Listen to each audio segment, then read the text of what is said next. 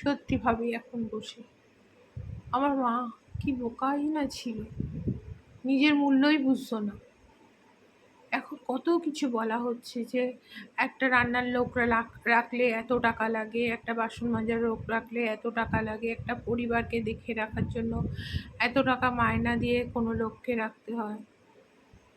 আমার মা কত মূল্য ছিল, কত শ্রম বিক্রি করেছে আমাদের পরিবারে, চলে গেছে আজকে, তার মূল্যই বুঝতে পারেনি পৃথিবীতে। সে যে কি অমূল্য ছিল আমাদের এতগুলো ভাই বোনকে মানুষ করতে, সে মূল্যটা সে কোনোদিনই বোঝেনি। এখন এই চারিদিকে যখন দেখি যে বলা হয় যে মা তাদের সন্তানকে খাওয়ানো, স্নান করানো, স্কুল, যে যা কিছু সংসারটাকে পুরো দেখে রাখতে, পুরো পরিবারটার পিছনে তার যে অক্লান্ত পরিশ্রম, দিন রাত সে করে যায়, তার জন্য তার কোনো মূল্য সে পায় না, আর্থিক মূল্য। কিন্তু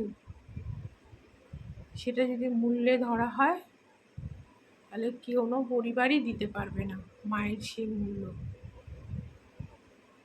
পুরো পরিবারটাকে এতটাই সে কেয়ার করে নিজের সমস্ত কিছু দিয়ে।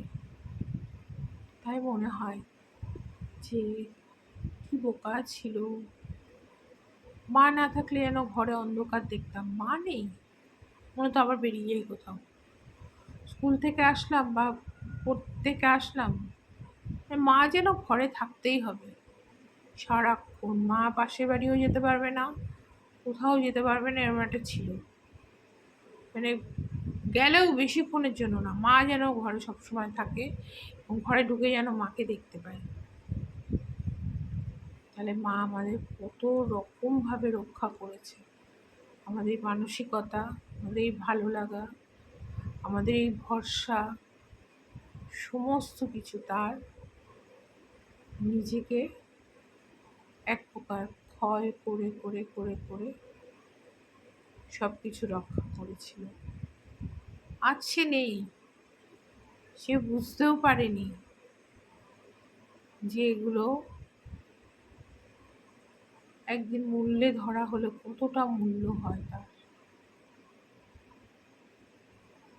আর্থিক মূল্যে যদি এই পরিশ্রমটাকে কোনো বিচার করা হয় তাহলে সেইটা কতটা আর্থিক মূল্য তার দাম ছিল সে কোনোদিন বুঝতেই পারেনি। সংসারে প্রত্যেকটা সন্তানকে মানুষ করতে, পরিবারে তার স্বামীকে দেখতে, পুরো পরিবারটাকে গুছিয়ে রাখতে রাখতে তার পৃথিবী ছেড়ে চলে যাওয়া। এই মায়ের যে নিরলস শ্রম, তাতেই আজকে আমরা সুস্থভাবে চলতে পারছি। মা, তোমাকে শতকোটি প্রণাম।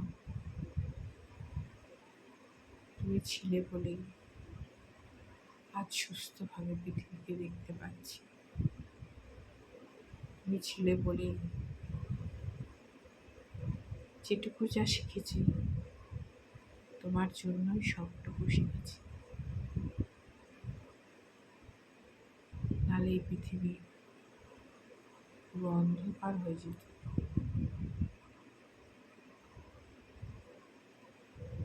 তুমি